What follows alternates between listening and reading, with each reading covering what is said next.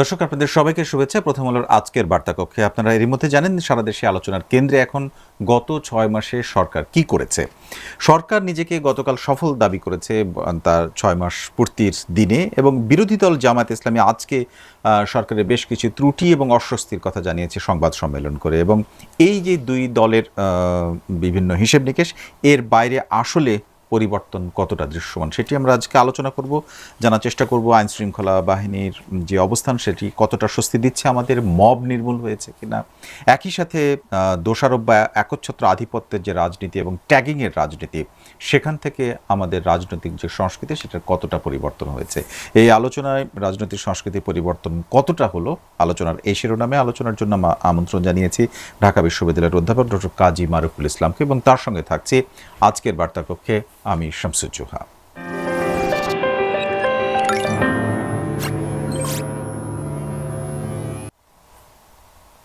দর্শক, চলে যাচ্ছে আমাদের আজকের অতিথির কাছে। আমাদের সঙ্গে আছেন ঢাকা বিশ্ববিদ্যালয়ের ডেভেলপমেন্ট স্টাডিজ বিভাগের অধ্যাপক ডক্টর কাজী মারুফুল ইসলাম। আপনাকে স্বাগত।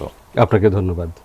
আমি শুরুতে কিছুটা বলেছি, আপনি জানেন যে সারা দেশে এই আলোচনাটাই এখন যে সরকার ব্যর্থ না সফল, এরকম একটা একেবারে পরিষ্কার হিসেব নিকেশের একটা সময় আছে। আপনি মনে করেন কিনা ৬ মাস সেই সময়? এবং বিশেষ করে প্রথম যে জায়গাটা জানতে চাইবে সেটা হচ্ছে, এই সরকার যখন ক্ষমতায় আসেন তখন আইন শৃঙ্খলা বাহিনী মনোবল হারানো বা ভেঙে পড়া এইসব বলা হচ্ছিল। আপনার মনে হয় কিনা যে ৬ মাসে কিছুটা উঠে দাঁড়িয়েছে, এবং ৬ মাসে অন্তত সরকার যেটুকু সম্ভব মনে করেন সেটুকু করতে পেরেছে নাকি ব্যর্থ হয়েছে? জি, অনেক ধন্যবাদ। আমি প্রথম আলোকেও ধন্যবাদ জানাতে চাই আমাকে আমন্ত্রণ জানানোর জন্য। এটা যেমন আজকে আমরা মিডিয়াতে দেখছি কিংবা সাধারণ মানুষের কাছে এই প্রশ্নটা যেভাবে আসছে, এটা আসলে এর এর এর যে বিস্তৃতি সেটা কিন্তু আরও বেশি। অর্থাৎ যেহেতু মানুষের জীবনযাপনের প্রতিদিনকার যে বাস্তবতার মুখোমুখি হয়, সেই মুখোমুখির মধ্য দিয়ে কিন্তু তাকে আসলে রাষ্ট্র, সরকার, প্রশাসন, এই এই যে প্রতিষ্ঠানগুলো আমাদের চারপাশে থাকে, আমাদের দৈনন্দিন জীবনযাপনকে প্রভাবিত করে, সেই প্রতিষ্ঠানগুলো সম্পর্কে তার দৃষ্টিভঙ্গি, মনোভঙ্গি কিন্তু ক্রমাগতভাবে তার ফর্ম করতে থাকে, এটা বদলে যেতে থাকে। তো আমরা ধরা যাক যে প্রেক্ষিতে আমরা এই সরকারটা পেয়েছি, অর্থাৎ নির্বাচনের আগে যে গণ অভ্যুত্থানের মধ্য দিয়ে যে উঠে আসা যে আকাঙ্ক্ষা, এবং সেই আকাঙ্ক্ষার হাত ধরে নির্বাচনের হাত ধরে সরকার, ফলে এটা যেহেতু একটা খুব স্বাভাবিক পরিস্থিতি ছিল না, ফলে পেছনে কিন্তু বিস্তৃত একটা বিশাল প্রত্যাশার চাপ ছিল। এখন সেই প্রত্যাশার চাপটা এই সরকার ধরেন তাদের যে ম্যানিফেস্টো, সেই ম্যানিফেস্টোর মধ্যে কিছুটা ধরার চেষ্টা করেছে। ধরে যখন সে নির্বাচিত হলো, এখন নির্বাচিত হয়ে আসার পরে তো আপনাকে এখন কাজটা ডেলিভারি দিতে হবে, কাজটা করতে হবে। তো সেই করার জায়গাতে ৬ মাস যতগুলো আপনার দফা যদি আমরা ধরি, ৩১ দফার কথাই যদি ধরি, তাহলেও যত কিছু ওখানে প্রস্তাব করা হয়েছে বা প্রতিশ্রুতি বলা হয়েছে, সেইগুলো বাস্তবায়ন করতে এটা ৬ বছরের ব্যাপারও না, এটা আরও সময়ের ব্যাপার। মানে ৬ মাস তো নাই, ৬ বছরে এর অনেক কিছু করা যাবে না। ফলে এই সরকার এক্ষুনি আমরা সাদা চোখে বা একদম স্ট্রেইট বলে দিব যে এটা পারলো কি পারলো না, ব্যর্থ কি সফল, এইটা ৬ মাস একদমই যথেষ্ট সময় না। কিন্তু ৬ মাস একদম যথেষ্ট সময় না যেমন বলতে চাই, আবার একই সাথে ৬ মাস কিন্তু মোট ৫ বছরের মধ্যে একটা উল্লেখযোগ্য পরিমাণ সময়ও বটে। অর্থাৎ যদি আমি ৬০ মাস ধরি, ৬০ মাসের মধ্যে ৬ মাস তো আমার ১/১০ ভাগের ১ ভাগ সময়, অর্থাৎ বেশি সময় যে তার সামনে আছে তাও না, প্রতিদিন চলে যাচ্ছে। তো এই চলে যাওয়ার সময়ের মধ্যে মানুষের একটা প্রত্যাশা ছিলই যে আমাকে দৃশ্যমান কয়েকটা পরিবর্তন আনতে হবে। সেই দৃশ্যমান জায়গাগুলোর মধ্যে অবশ্যই হলো যে আমার দৈনন্দিন জীবনযাপনটাকে নিরাপদ করা, অর্থাৎ যেখানে আইন শৃঙ্খলা বা আইন প্রয়োগকারী সংস্থার সক্ষমতার প্রশ্নটা জড়িত। আপনি দেখেন যে আমাদের যে এই আইন, দুটো জিনিস যুক্ত করি এখানে। এই সরকার যখন ক্ষমতায় আসেন তার আগে আমাদের দেশে হয়তো সবসময় মব ছিল, এটা একাডেমিক জায়গা থেকে অনেকে বলেন, কিন্তু যে বিপুল পরিমাণে আমরা দেখেছি গত সময়টাতে, এতটা আসলে ভয়াবহ ছিল না। সেইটা কিছুটা দমন করা এবং পালিয়ে যাওয়া যে বন্দী, তাদের মধ্যে ৬৯০ জন এখন পর্যন্ত পলাতক, ১৬৬ জনকে উদ্ধার করা সম্ভব হয়নি, এবং প্রথম ১০০ দিনের মধ্যে ৬০৫টি হত্যাকাণ্ড ঘটেছে। এই যে পরিসংখ্যানগুলো, এগুলো প্রেক্ষিতে আপনার কাছে কি মনে হয়, স্বরাষ্ট্রমন্ত্রীকে নিয়ে যে সমালোচনাগুলো সংসদে আপনি শুনেছেন বিরোধী দল করেছে, সেটা যৌক্তিকতা আছে নাকি? সেই যৌক্তিকতাটা দেখেন নাকি এটা আসলে বিরোধিতার জন্য বিরোধিতা? না, এটা তো পরিষ্কারভাবে তথ্য এবং উপাত্ত যেটা আমাদেরকে দিচ্ছে, আপনি যে উপাত্তগুলো দিলেন এর সঙ্গে যদি আমরা একটা ছোট নৃতাত্ত্বিক কাজ করছি, যেটাকে আমরা বলছি অ্যানথ্রোপোলজিক্যাল একটা স্টাডি, সেটাতে ঢাকার 3টা অংশ, যেমন মিরপুর, মোহাম্মদপুর এবং সবুজবাগ অঞ্চল, এই 3টা অঞ্চলে একটা গবেষণা করা হচ্ছে, যেখানে এটাকে আমরা বলি পার্টিসিপেটরি অবজারভেশন, অর্থাৎ ওই এলাকায় থেকে আমরা প্রতিদিনকার মানুষের জীবনযাপনের যে রেসপন্স সেটা আমরা নেওয়ার চেষ্টা করছি। এবং সেখানে পরিষ্কারভাবে মানুষের মূল জায়গাটা হচ্ছে যে তারা স্বস্তিতে নেই এবং তারা নিরাপদে নেই। চাঁদাবাজি বেড়েছে, মানুষের ভেতরে ভেতরে সমস্ত ভয় দেখিয়ে বাড়িওয়ালাকে বাড়ি থেকে বের করে দেওয়া, দোকান দখল করা, এরকম অসংখ্য কার্যক্রম চলছে এবং আন্ডারগ্রাউন্ডে যে সমস্ত অপরাধী চক্র ছিল সেগুলো সক্রিয় হয়েছে। এই তথ্য উপাত্ত কিন্তু আপনার এখানে নেই। অর্থাৎ আমরা এখানে দেখছি কতগুলো হত্যাকাণ্ড হয়েছে, কত অপরাধী লুকিয়ে আছে, মোটা দাগে একদম হেডগুলো রাইট। তার মানে এই এর ভেতরে আসলে অনেক গল্প আছে এর ভেতরে। প্রতিদিন মানুষ মোকাবেলা করছে এবং তারা রীতিমতন তাদের যে স্বাভাবিক বিচরণ সেই জায়গাটা একেবারে সংকুচিত। ফলে এই গল্পের সঙ্গে যদি আমার এই সংখ্যাগুলো যোগ করি তাহলে অবশ্যই আমি বলবো যে আসলে মানুষের প্রত্যাশা এটা ছিল না। মানুষ অবশ্যই আশা করেছিল যে আর কিছু বাদ পরে দেখব, আগে আমার নিরাপত্তার জায়গাটা নিশ্চিত করতে হবে। সেই জায়গাটাতে আসলেই সরকার এখনো কোনো দৃশ্যমান কোনো রকমের আসলে কোনো উন্নতি দেখাতে পারেনি। 6 মাস কম, 6 মাস তো 6 মাস থেকে শুরু হয়নি, 6 মাসের আগে যে 2 বছর ছিল সেটাও তো আমাকে গুনতে হবে। অর্থাৎ অন্তর্বর্তী সরকারের যে সময়কালটা, সেই সময়কালটা তোর 1.5 বছর, ওটা তো বাতাসে উবে যাচ্ছে না, ওইটার একটা ধারাবাহিকতা তো আছে। ফলে আপনি যে 6 মাসেই শুরু করলেন ফেব্রুয়ারি থেকে, ব্যাপারটা তো তা না। ফলে আপনি একেবারে শূন্য থেকে শুরু করেননি, ফলে আপনার কাছে কিছু ছিল, সেইটিকে মানুষের নিরাপত্তা উপযোগী করার জন্য যতটুকু করা দরকার সে জায়গায় এখনো পর্যন্ত এটা যায়নি। আপনি মব সংস্কৃতির কথা বলছেন, এটা মব এটা আসলে এটা স্পষ্ট রকমভাবে একটা সংগঠিত অপরাধ। এটার অন্য কোনো শব্দ দিয়ে এটাকে মানে প্রতিস্থাপিত করা যাবে না। এটা রীতিমতন অপরাধ, সংগঠিত অপরাধ। তাহলে এই অপরাধ আমরা অনেক আলোচনা করেছি। আমরা যদি এভাবে একটু স্পেসিফিক একটা প্রশ্ন করি, সেটা হচ্ছে আপনার মনে থাকার কথা, যখন সরকার গঠন করা হলো তখন স্বরাষ্ট্রমন্ত্রী নিজে বলেছিলেন এখন থেকে মবের দিন শেষ। আপনি মনে করেন কিনা আজকে এই 6 মাস পরে এসে দাঁড়িয়ে আসলে এই মবের যে ভয়, আতঙ্ক যাদের মধ্যে, আপনি বিশ্ববিদ্যালয়ের শিক্ষক, কোনো শিক্ষকদের মধ্যেও ছিল, বাইরে অনেক মানুষের মধ্যে ছিল, অন্য কোনো গোষ্ঠী বা সাধারণ মানুষের মধ্যেও এক ধরনের ছিল বা আছে, সেটা আসলে শেষ হয়েছে কি না? না, এটা অবশ্যই শেষ হয়নি। কারণ মব যারা করছে, মব করার যে পক্ষগুলো, সেই পক্ষগুলোর সাথে সরকারের যে একেবারে যোগাযোগহীন অবস্থা, সেটা তো আমি মনে করছি না। কারণ যারা, আপনি দেখেন যে যারা মবটা করেছে তারা মূলত একটা নির্দিষ্ট গোষ্ঠীকে লক্ষ্য করছে প্রথমত।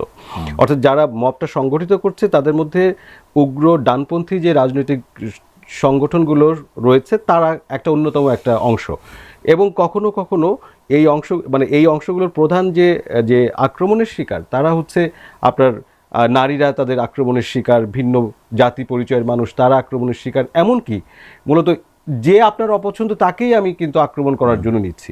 আমার একজন সহকর্মী, সে রবীন্দ্র সরোবরে হাঁটতে গেছে, সেখানে 10 জন ছেলে এসে তাকে ঘিরে ধরেছে এবং পুলিশ তার থেকে বোধহয় 4 হাত দূরত্বে দাঁড়িয়ে আছে, সেখানে তারা কিছু করতে পারেনি।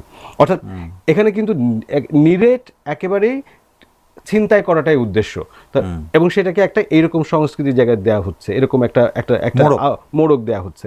তো এই সমস্যাটা মোকাবেলা করার একেবারে পরিষ্কার দায়িত্ব আইন শৃঙ্খলা রক্ষাকারী বাহিনীর। আপনি এটাকে কোনোভাবেই কোনো অজুহাত দিয়েই আপনি এটা থেকে মুক্তি পাবেন না। রাষ্ট্রের প্রথম কাজ হচ্ছে, রাষ্ট্র যদি হতে হয়, যদি রাষ্ট্রবিজ্ঞানের ভাষায় বলি, তার প্রথম এবং প্রধানতম কাজ বা বৈশিষ্ট্য হলো যে সে সমাজের লেজিটিমেট সহিংসতার উপরে তার একচেটিয়া কর্তৃত্ব প্রতিষ্ঠা করবে। অর্থাৎ রাষ্ট্র অন্য কোনো যে সহিংসতার জায়গাগুলো সেগুলো করতে দেবে না। তো এই মব তো একটা সহিংসতা, পরিষ্কারভাবে সহিংসতা। ফলে এটা যখনই কেউ মব করছে তার মানে হচ্ছে রাষ্ট্রের যে মৌলিক চরিত্র সেটাকে কিন্তু চ্যালেঞ্জ করছে। অর্থাৎ সার্বভৌমত্ব, যেটাকে আমরা বলি যে বহিস্থ এক্সটার্নাল সভরেন্টি আর ইন্টারনাল সভরেন্টি, রাষ্ট্র যে ভেতরে টিকে আছে, এই টিকে থাকাটা প্রমাণ করে যে রাষ্ট্র তার তার যে কর্তৃত্ব সেটা সকলের উপরে সমানভাবে সে প্রয়োগ করতে পারবে। তো যখন আমি একটা মব করছি তখন তো আসলে রাষ্ট্রের এই আইনগত যে কর্তৃত্ব আছে সেটাকে আমি চ্যালেঞ্জ করছি। মবের যে তথ্য উপাত্ত আপনি নিশ্চয়ই স্বীকার করবেন যে অন্তর্বর্তী সরকারের সময় এটা সবচেয়ে বেশি পরিমাণে দেখা গেছে। হ্যাঁ। এবং সেটা ছিল প্রায় 1.5 বছর, অর্থাৎ 18 মাসের সরকার। 18 মাসের পরে নির্বাচিত সরকার আসলো। আমার প্রশ্নটা এই যে পার্থক্যের জায়গাটা, অনির্বাচিত সরকার এবং অন্তর্বর্তী সরকারের পরে নির্বাচিত সরকার আসার পরে এই শেষটা হচ্ছে না কেন? মানে তাহলে শেষটা হবে কবে? মব শেষ হবে কবে? মব শেষ হবে শেষ এরকম আমরা সহসা উত্তর দিতে পারবো না, কিন্তু আমি যদি মবের যেটা সমাজবিজ্ঞান বলি, যেটা সোশিওলজি বলি, এবং এটার যে রাজনৈতিক অর্থনীতি আছে সেটাকে যদি আপনি দেখেন, তাহলে এই গত কিছু বছর ধরে যে অবস্থাটা দাঁড়িয়েছে সেটা একেবারে নির্মূল করে ফেলা রাতারাতি সম্ভব হবে না। কিন্তু প্রথম এবং প্রধানতম যে কাজটা সেটা হচ্ছে যে আপনি এটাকে অ্যাড্রেস করছেন, অর্থাৎ এটাকে আমি মোকাবেলা করছি। তো মোকাবেলা করার অস্ত্রটা কি? মোকাবেলা করার পরিষ্কার অস্ত্র হচ্ছে আমার আইন প্রয়োগ করা। আইন প্রয়োগ করার জন্য আইন প্রয়োগকারী সংস্থার সক্ষমতা দরকার। তো সেটিকে যদি আমি সক্রিয় করতে না দেই এবং নিরপেক্ষভাবে, অর্থাৎ কোনো দল মত নির্বিশেষে যদি আমি সমানভাবে যদি আইনকে প্রয়োগ করতে না পারি, তাহলে তো মব কোনোভাবে এটা কমবে না। আমরা অন্তর্বর্তী সরকারের সময় দেখেছি কেন, কারণ তখন একটা সরকার, এমন একটা নাজুক সরকার যে আসলে তার অধীনে সকল রাষ্ট্রীয় প্রতিষ্ঠানগুলোর উপরে সমান জোরালো কর্তৃত্ব সে আরোপ করতে পারে নাই। অর্থাৎ আমার গোয়েন্দা সংস্থা, আমার পুলিশ, আমার বিডিআর এবং অন্যান্য যাবতীয় যে প্রতিষ্ঠানগুলো আছে যেগুলোকে রাষ্ট্র মোবিলাইজ করে তার আইনটাকে প্রয়োগ করতে পারবে, সেই জায়গাতে তাদের দুর্বলতা ছিল, ফলে সেটা পারেনি। শুধুই তাদের দুর্বলতার কারণে নাকি অন্য কোনো গোষ্ঠী হঠাৎ করে তারা নিজেদেরকে শক্তিশালী ভেবেছে? মানে সেটা ভাবার জন্য সবসময় কোনো না কোনো গোষ্ঠী থাকবে। আচ্ছা, ফলে এটা রাষ্ট্রকে থাকবেই, এটা সবসময় থাকবে, কিন্তু রাষ্ট্র ওই জায়গাটাতেই সে কাজ করবে যে এই সকল চ্যালেঞ্জগুলোকে সে তার আইনগত বৈধ কর্তৃত্ব দিয়ে এগুলোকে সে মোকাবেলা করবে। তো সেই সময় তারা পারেনি। যদি পারেনি বলবো, যদি কেউ অনেক সময় এই প্রশ্ন উঠেছে যে তারা চায়নি, অনেক সময় সেটাও প্রমাণিত হয়েছে। ফলে তাদের চাওয়া না চাওয়া, তাদের সময়টা আমরা পেরিয়ে এসেছি। আমার প্রশ্নটা হচ্ছে যে সেটা অন্তর্বর্তীকালীন ছিল, সেটা নির্বাচিত সরকার ছিল না, এবং সেই সময়টাও একটু ক্যাওটিক ছিল, একটা পরিস্থিতিটা নাজুক ছিল বলা ভালো। কিন্তু এখন তো সেটা না, একটা তো নির্বাচিত সরকার এবং বিপুল ম্যান্ডেট নিয়ে এসছে, প্রচুর সংসদে তাদের সংখ্যাগরিষ্ঠতা বিশাল। তাদের আসলে দুর্বলতার জায়গাটা কোথায়, মানে বিএনপি সরকার? একটা নিশ্চয়ই আমাদের দেখার ব্যাপার আছে যে এই যে রাষ্ট্রযন্ত্র যেটা আমরা বলছি, অর্থাৎ আমাদের যে প্রশাসন, অর্থাৎ সিভিল ব্যুরোক্রেসি, যেটার মধ্যে আমাদের পুলিশ প্রশাসনও পড়ে, এবং এরকে যারা সাপোর্ট করে, যে ইকোসিস্টেমটা কাজ করে, যেখানে কতগুলো বেসামরিক, সামরিক, গোয়েন্দা সংস্থা আছে এবং আরও কিছু প্যারামিলিটারি বডি আছে, সব কিছু মিলিয়েই তো আমরা আইনটাকে প্রয়োগ করার জন্য একটা যন্ত্র কাজ করে। তো এই যন্ত্রের উপরে আপনার পূর্ণ নিয়ন্ত্রণ আরোপ করার প্রথম শর্তটা মিটেছে নির্বাচন দিয়ে, অর্থাৎ আপনার কাছে একটা ম্যান্ডেট আছে। এখন দ্বিতীয় প্রশ্নটা হচ্ছে যে আপনার কাছে ক্যাপাসিটি আছে কিনা, অর্থাৎ ওই সক্ষমতাটা আছে কিনা। এখন সক্ষমতা থাকতে গেলে আপনার কাছে তথ্য থাকতে হবে, আপনার কাছে দক্ষতা থাকতে হবে, এবং আপনার কাছে অভিজ্ঞতা থাকতে হবে। যে কারণ এগুলো সবগুলো খুব, আমরা যেটাকে বলি যে এটা হার্ড নাট, খুব এগুলো কঠিন, এদেরকে ম্যানেজ করা। তাহলে এগুলোকে ম্যানেজ করতে গেলে, অর্থাৎ আপনি যে নির্দিষ্ট লক্ষ্যে যেতে চাচ্ছেন সেটা অর্জন করতে গেলে এদের সবাইকে পরিচালনা করার জন্য যে দক্ষতা, যে অভিজ্ঞতা এবং যে নিয়ত, সেটা আমি বলবো যে একেবারে খুব সুনির্দিষ্ট লক্ষ্য থাকতে হবে, যে লক্ষ্যটা খুব একেবারেই শুদ্ধ লক্ষ্য, অর্থাৎ আমি এই ব্যাপারে কোনো দ্বিধা থাকা চলবে না যে এইটাই আমি অর্জন করতে চাচ্ছি। সেটা যদি না থাকে তাহলে আসলে এই ইকোসিস্টেমের উপরে পূর্ণ নিয়ন্ত্রণ আরোপ করা কঠিন। তো আমি বর্তমান সরকারের আগ্রহ নিশ্চয়ই আছে বলে আমি ভাবতে চাই, কিন্তু তাদের এই দক্ষতা, অভিজ্ঞতা এবং পূর্ণ আগ্রহের সম্মিলন এইটা সম্পূর্ণ আছে সেটা বলার মতন যথেষ্ট সাক্ষ্য আমার কাছে নেই। এবার একটু আসি যে আপনি জানেন যে বিভিন্ন সময় যখন একটা দল ক্ষমতায় থাকে, সে সরকার পরিচালনা করে, তখন তার দলের বা কোনো একটা দলের সব কিছু মাপ, মানে তারাই সব কিছুর মধ্যে থাকে, এক ধরনের দায়মুক্ত অবস্থার মধ্যে থাকে। সেইটা আপনি এখনও দেখেন কিনা? এবং হচ্ছে অংশীদারিত্ব, যে কোনো একটা মানে নিজস্ব, যেমন আমি যদি পরিষ্কার করে বলি, একটা সময় মুক্তিযুদ্ধ তো সবার দেশের মানুষের, কিন্তু মুক্তিযুদ্ধ একটি দল তাদের নিজেদের করে ভাবতো এবং মালিকানা দাবি করত, এই অভিযোগ আছে।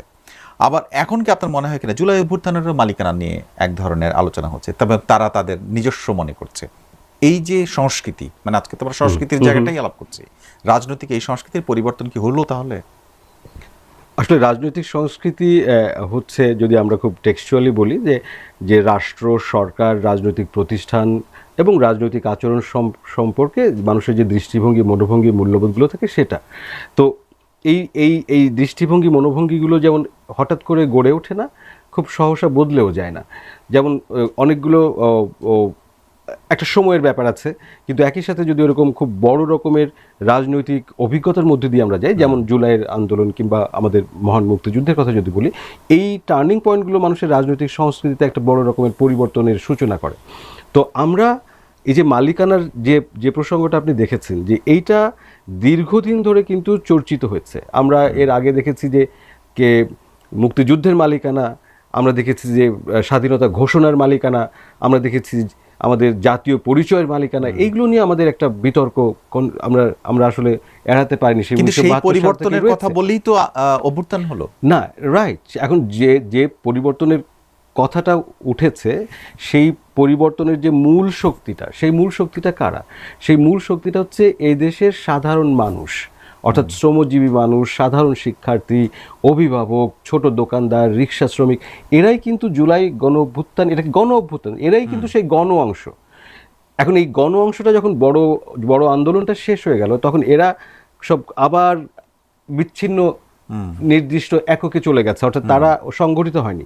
কিন্তু যে সংগঠিত যে অংশটা থাকলো, যাদেরকে আমরা বলছি নেতৃত্ব বা যারা রাজনৈতিক দল করলো, তারা এটাকে, এই অভিজ্ঞতাটাকে ভিত্তি করে তারা যে জনসমর্থন বা যে ক্ষমতাটা অর্জন করেছে, সেই ক্ষমতাটাকে তাদের ইহজাগতিক, তাদের রাজনৈতিক, আর্থিক লাভালাভের বিষয়ে পরিণত করেছে। আর্থিক লাভালাভ একটা ভালো জায়গায় বলেছেন। এটা নিয়ে রাজনৈতিক সংস্কৃতির আরেকটি সরাসরি প্রশ্ন আছে, কিন্তু তার আগে আমরা একটা ছোট্ট বিরতি নিব। দর্শক, আমাদের সঙ্গে আছেন আজকের অতিথি ডক্টর কাজী মারুফুল ইসলাম। আপনারা দেখছেন বার্তা কক্ষ। আকিস সিমেন্টে তৈরি এ বাড়ি, সিমেন্টে লোহার শক্তি। আয়রন স্ল্যাগ সমৃদ্ধ আকিস সিমেন্ট, সিমেন্টে লোহার শক্তি। আমরা আবারও ফিরে এলাম বার্তা কক্ষে। আমাদের সঙ্গে আছেন ডক্টর কাজী মারুফুল ইসলাম। আপনি যে কথাটা বলছিলেন, সেই শব্দটাকে ধরে আমার প্রশ্নটা এরকম, যে রাজনৈতিক সংস্কৃতির ক্ষেত্রে যে দল ক্ষমতায় থাকে তাদের নেতা, সিনিয়র নেতা, বড় কর্মী বা বিভিন্ন জন সব ধরনের লাভবানের জায়গা থাকে, কিন্তু বিএনপি যখন নির্বাচনী ইশতেহার দিয়েছে, তখন তার এই যে 31টা দফা, তার মধ্যে 9ম দফা বা 11 দফা, এরকম কয়েকটার মধ্যে একটা বিষয় খুবই স্পষ্ট ছিল যে এই সমস্ত সংস্কৃতির পরিবর্তন করবে তারা। আপনার কাছে মনে হয় কিনা যে সেটি আছে? আমি একটা দুটো উদাহরণ দিতে পারি। এগুলোর বিবেচনায় 11টি স্বায়ত্তশাসিত কর্পোরেশন, 8টি উন্নয়ন কর্তৃপক্ষ, সিটি কর্পোরেশনগুলো এবং বিশ্ববিদ্যালয়গুলোতে সর্বাধিক বড় পদগুলোতে, ভিসি সহ অন্যান্য পদগুলোতে যে পরিবর্তন হয়েছে, সেই পরিবর্তনগুলোকে বিএনপির নিজের দলের বা দলীয় পরিচয়ের বা নিজেদের লোক বসানোর যে অভিযোগ এগুলো আছে, এগুলোর বিচারে আপনার কাছে মনে হয় কিনা রাজনৈতিক সংস্কৃতি আসলে একইভাবে চলছে? হ্যাঁ, আমি অবশ্যই, অর্থাৎ যে দুঃখজনক, আমি বলবো এটা দুঃখজনকই বটে, অর্থাৎ যে প্রবণতাটার কথা আপনি বললেন, এটা গণ অভ্যুত্থান ভেতর দিয়ে আসা যে জন আকাঙ্ক্ষা, তার এটা পরিপন্থী। তো এটা আসলেই আমরা এর আগে যে সংকটগুলো আমরা দেখেছি, যে ধরেন এর আগে আমরা যদি একটু আগেও পিছিয়ে যাই, অর্থাৎ 91-এর পরবর্তী যে সরকারগুলো যেভাবে করেছে, এটা কিন্তু সেই ধারাবাহিকতায় আমরা বিএনপির সময়, অর্থাৎ প্রথম বিএনপি রেজিমের সময় কিন্তু আমরা অল্প পরিবর্তন দেখেছি, সেটা আওয়ামী লীগের সময় এসে আরও একটু হলো 96-তে। এটা এই ধারাটাই কিন্তু ক্রমশ চলছে, অর্থাৎ যে রাষ্ট্র বা রাষ্ট্রীয় প্রতিষ্ঠানের অধীনে যে সমস্ত পদগুলো মূলত, মানে এখানে পলিটিক্যাল ইকোনমিটা দেখতে হবে, যে এটার সাথে আপনার রিসোর্স ডিস্ট্রিবিউশনের সম্পর্ক আছে, অর্থাৎ চাকরি দেওয়ার সম্পর্ক আছে, কন্ট্রাক্ট দেওয়ার সম্পর্ক আছে, এই যে সম্পর্কটা আছে, অর্থাৎ সম্পদ বিতরণের জায়গাটাকে নিজের করায়ত্ত করতে হবে, মানে আমার লোকজন লাভবান হবে। এই পরিষ্কার। আমার একেবারে প্রথম হচ্ছে যে আমার দলের ভিতরে আমার আত্মীয়ের ভিতরে আমার নিকট আত্মীয়, এবং নিকট আত্মীয়ের মধ্যে যে আমাকে সার্বক্ষণিকভাবে তোষামোদিটা করবে, এই হচ্ছে আপনার বিবেচনা ক্যাটাগরি।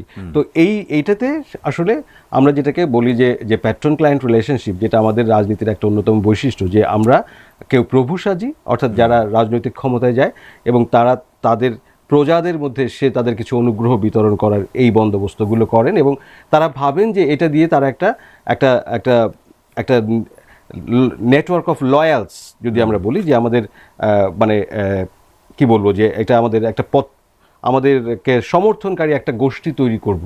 কিন্তু আপনি দেখেন দিন শেষে আমাদের কাছে কিন্তু প্রমাণ আছে যে এই শেখ হাসিনার রেজিম, সেটা কিন্তু 2009 সাল থেকে 2024 পর্যন্ত কিন্তু এই নেটওয়ার্কটাকেই পুষে পেলে রেখেছেন এবং এটাকে ফ্যাসিলিটেট করেছেন through all the national resources. কিন্তু দিন শেষে কিন্তু সেটা তাকে রক্ষা করতে পারে না। ফলে আমাদের পারলো না, তো আমরা দেখলাম তো, তাই না? তো ওই ভিসিরা ছিলেন, ওই পুলিশ প্রধান ছিলেন, ওই মিলিটারি প্রধান ছিলেন, ওই কর্পোরেট প্রধান ছিলেন, বিজনেস লিডার ছিলেন, সাংবাদিকরা ছিলেন, বাঁচাতে তো পারেনি, হলো না তো। তাহলে এই প্রমাণটা চোখের সামনে থাকা সত্ত্বেও এই বর্তমান সরকার তা থেকে কিছু শিখছে না, যে এগুলো করে আপনি কিছু টাকা আয় করতে পারেন বটে, কিছু লোক আপনি চাকরি দিতে পারেন বটে, শেষ রক্ষা কিন্তু শেষ রক্ষা হবে না, কারণ শেষ রক্ষার বিচারটা শেষ পর্যন্ত মানুষ করবে। এই জায়গাটা একটু যদি ডিটেলে যেতে চাই, বিশ্ববিদ্যালয়গুলোর বিষয়ে আজকে যখন জামায়াত ইসলামী বা বিরোধী জোট থেকে সংবাদ সম্মেলন করা হয়েছে, তখন বলা হচ্ছে ঢাকা বিশ্ববিদ্যালয়, জগন্নাথ বিশ্ববিদ্যালয়, ঢাকা কলেজ এবং আলিয়া মাদ্রাসা, এই সমস্ত ছাত্র শিবিরের উপর ছাত্র দলের এক ধরনের আধিপত্য, এবং রাজশাহী বিশ্ববিদ্যালয়, ঢাকা বিশ্ববিদ্যালয়ে যে মব, এই সমস্ত প্রসঙ্গ তারা আবার তোলেনি এই ক্ষেত্রে, মানে একটা অংশ তারা বলছে। এইটাকে আসলে আপনি কিভাবে দেখেন? এটা তো আসলে একটা দল সংস্কৃতি পরিবর্তন করতে পারে না। আমরা এই প্রশ্নের উত্তরটা নিব, তবে তার আগে একটা ছোট্ট খুবই সংক্ষিপ্ত একটা বিরতি নিচ্ছি। দর্শক আমাদের সঙ্গে থাকুন, আপনারা দেখছেন বার্তা কক্ষ। আকিজ সিমেন্টে তৈরি এ বাড়ি, সিমেন্টে লোহার শক্তি। আয়রন স্ল্যাগ সমৃদ্ধ আকিজ সিমেন্ট, সিমেন্টে লোহার শক্তি। কথা বলছি আমরা, আর আস্তে কথা বলছি। আবারও ফিরে এলাম, আমরা যাচ্ছি আমাদের আজকের অতিথির কাছে। আমাদের সঙ্গে আছেন ডক্টর কাজী মারুফুল ইসলাম। আপনার প্রশ্নের উত্তরে যদি সরাসরি যায়, যে বিশ্ববিদ্যালয়গুলোতে ছাত্র শিবিরের উপরে ছাত্র দল মানে এক ধরনের দৌরাত্ম্য দেখাচ্ছে, তারা তাদেরকে স্বাভাবিক চর্চা করতে দিচ্ছে না, এই যে অভিযোগ। আমি ক্যাম্পাসের ভেতরে থাকি, বাট জীবনটাই আমি কাটিয়েছি ক্যাম্পাসের ভেতরেই গত অনেক অনেক বছর, 26 বছর 27 বছর ধরে। তো এখন যে পরিস্থিতিটা আছে, সেই পরিস্থিতি আমি খুব অস্বাভাবিক দেখি না। মানে পরিবর্তন হয়নি, পরিবর্তনটাই ছিল অস্বাভাবিক, যেটা আমরা চাচ্ছিলাম। অর্থাৎ অস্বাভাবিক বলতে বলবো যে ওইটা প্রত্যাশিত, কিন্তু কঠিন সেটা হয়নি। মানে যা হচ্ছে সেটা পুরনো যে পরম্পরা, তারই ধারাবাহিকতা চলছে আসলে। তো আমি একটা জায়গায় আপনি খেয়াল করেন যে এখনো পর্যন্ত সবগুলো বড় বিশ্ববিদ্যালয়, যদি সরকারি বিশ্ববিদ্যালয়গুলোই বলি, সেই সব জায়গাতে কিন্তু হ্যাঁ, এবং আরো যেমন যদি আমরা ধরা যাক খুলনা, সিলেট, এরকম এই ইউনিভার্সিটিগুলোকে, রোকেয়া, এই সব জায়গায় কিন্তু আসলে ক্যাম্পাসের মধ্যে এখনো পর্যন্ত কিন্তু আসলে শিবিরই প্রধান দল হিসেবে আছে, ছাত্র শিবিরই কিন্তু প্রধান দল হিসেবে আছে। আপনি দেখেন যে নির্বাচিতভাবে তারা আছে, অনির্বাচিতভাবে আছে, নামে আছে, বেনামে আছে, সামাজিক সংগঠন এখনো আছে, অনেক সামাজিক সংগঠন আছে যেগুলো বস্তুত ছাত্র শিবির দ্বারা পরিচালিত। তাহলে এমনকি ধরেন বিতর্ক সংগঠন, সাংবাদিক সমিতি, এই সব জায়গায় তো তারা আছে। তাহলে এই যে অর্থাৎ আধিপত্যটা আসলে কিন্তু এখনো পর্যন্ত তারা পুনর্দখল করেছে এবং সুসংগঠিত করেছে কিন্তু 24-এর গণ অভ্যুত্থানের পরে। ছাত্রদল যেটা করছে, এই আধিপত্যটা ভাঙার চেষ্টা করছে। অর্থাৎ ছাত্রদল যেটা করছে সেটা এই সহিংসতা অবশ্যই এই আধিপত্য ভাঙার, পুরনো আধিপত্য ভাঙার যে নতুন রাজনীতি, এটা অগ্রহণযোগ্য, এটা অগণতান্ত্রিক, এটা অবশ্যই এটা করা উচিত না। কিন্তু ছাত্রদল, মানে আমি যদি রাজনীতিটা ব্যাখ্যা করার চেষ্টা করি, তাহলে আমি বলবো যে আসলে ছাত্রদল তার জন্য একটা জায়গা তৈরি করার চেষ্টা করছে ক্যাম্পাসে।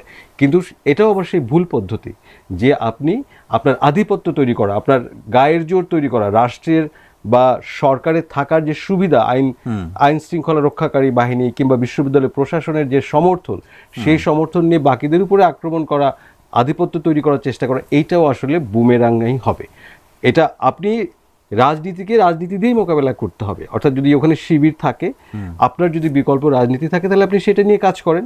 কিন্তু এখানে দখল করা, মানুষকে জখম করা, শিক্ষার্থীদেরকে ছাত্রদের শিক্ষকদেরকে অপমান করা, তাদের গায়ে হাত তোলা এবং শেষ পর্যন্ত একটা ভয়ঙ্কর সহিংসতার মধ্যে যাওয়া, এটা অগ্রহণযোগ্য, এটা মানা যায় না এবং এটা কন্টিনিউ করছে। এটা ছাত্রলীগ করেছে অনেক বছর, তারা তাদের আধিপত্যটাকে মানে ক্যাম্পাসে একরকমের আমরা যদি বলি হেজিমনি, সেটা তারা প্রতিষ্ঠা করতে পেরেছিল। শিবির এখনো পর্যন্ত হেজিমনি প্রতিষ্ঠা করতে পারেনি। আর তাহলে এখন যেটা করছে তারা এটা কি করছে? ছাত্রদল তার হেজিমনি পর্যন্ত তাকে যেতে অনেক দূর যেতে হবে, কিন্তু শিবিরের যে ডমিনেন্ট প্রেজেন্স সেটাকে সে আসলে ভাঙার চেষ্টা করছে। আচ্ছা, কিন্তু পথটা হচ্ছে সহিংসতা, যেটা দিয়ে আসলে কাজ হবে আমার তা বিশ্বাস হয় না।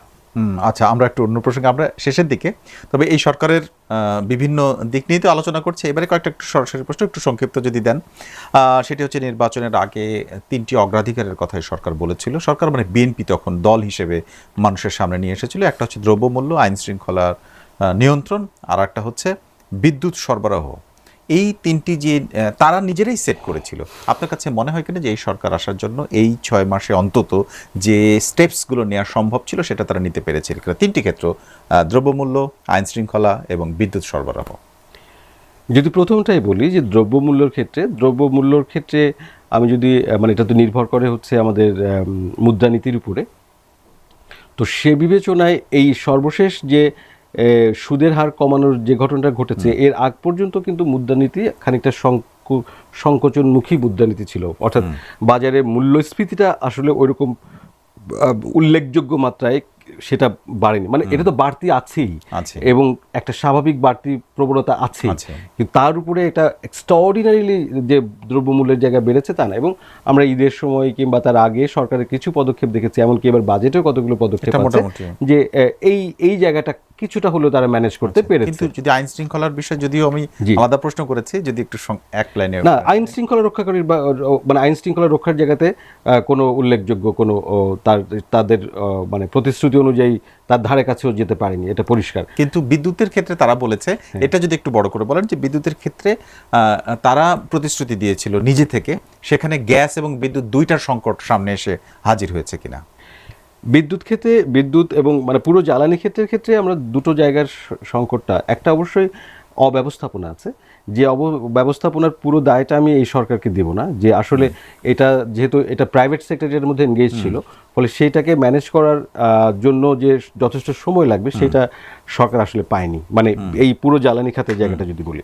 কিন্তু আমি ওরকম কোনো ইতিবাচক পদক্ষেপও দেখতে পাচ্ছি না যেটা দিয়ে আমি যে ঠিক আছে এই 6 মাসে হয়নি, পরের 6 মাসে আমি আশাবাদী হতে পারবো।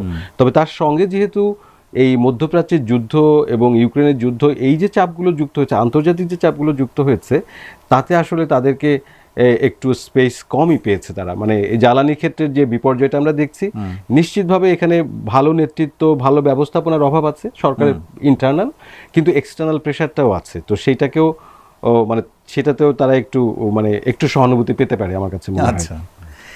এবারে আরেকটা বিষয় আসতে চাই, আপনি কিছুটা উল্লেখ করেছেন, সেটি হচ্ছে যে উগ্রবাদী তৎপরতা বা উগ্রবাদী যে একটা গোষ্ঠী, তাদের যে অবস্থান, উগ্র ডানপন্থী, তারা মবের যখন আপনি ব্যাখ্যা করছিলেন তখন এইরকম একটি বিষয় বলেছিলেন।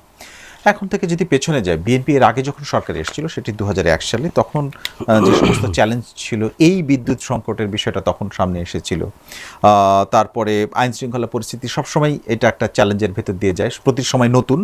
আর একটি হচ্ছে উগ্রবাদী তৎপরতা, তখন বড় চ্যালেঞ্জ ছিল এবং কিছুটা বেড়েছিল, এই ধরনের অভিযোগ তাদের বিরুদ্ধে আছে।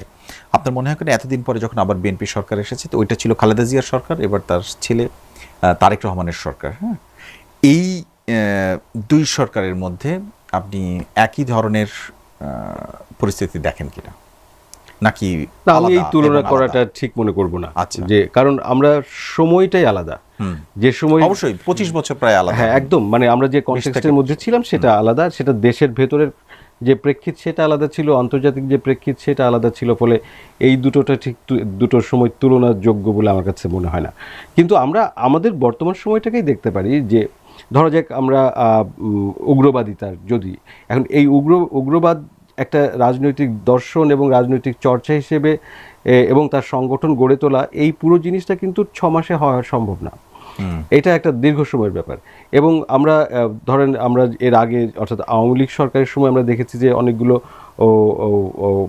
কাউন্টার আপনার হয়েছে, অর্থাৎ আইন প্রয়োগকারী সংস্থা তাদেরকে মানে তাদেরকে ধরেছে, জেলে দিয়েছে, এরকম একটা ঘটনা দেখেছি। কিন্তু তাদের যে র্যাডিক্যালাইজেশন প্রসেস সেটা কিন্তু থেমে থাকেনি। অর্থাৎ আমি যদি কোনো বোমার সাথে যুক্ত থেকে আমাকে অ্যারেস্ট করেছেন, কিন্তু আমার হয়ে ওঠার যে প্রক্রিয়া সেটা কিন্তু অ্যারেস্ট করতে পারেনি, ফলে বন্ধ করতে পারেনি, ওইটা কিন্তু কন্টিনিউ করেছে। সেই তাদের প্রকাশটা সেই সময় কম হয়েছে। কিন্তু এই অন্তর্বর্তী সরকার, অর্থাৎ যখন আইন প্রয়োগকারী সংস্থাগুলো তার স্বাভাবিক কাজকর্মে নেই, তো এই স্পেসটা তো খুলে গেছে, তখন এরা প্রকাশ্য রাজনীতিতে এসেছে। ফলে আমরা এখন চোখে পড়ছে বেশি। তাদের গড়ে ওঠাটা কিন্তু এই 3 মাস 4 মাসের ব্যাপার না।